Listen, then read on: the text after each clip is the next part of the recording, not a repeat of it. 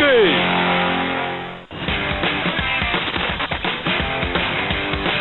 ទឹកត្រចៀកកាមាសដបកំប៉ោងឆ្នាំ2022 ចាប់ពីថ្ងៃទី1ខែមករាឆ្នាំ2022នេះតទៅទឹកត្រចៀកកាមាសដបកំប៉ោងចែករង្វាន់ច្រើនទ្វេដង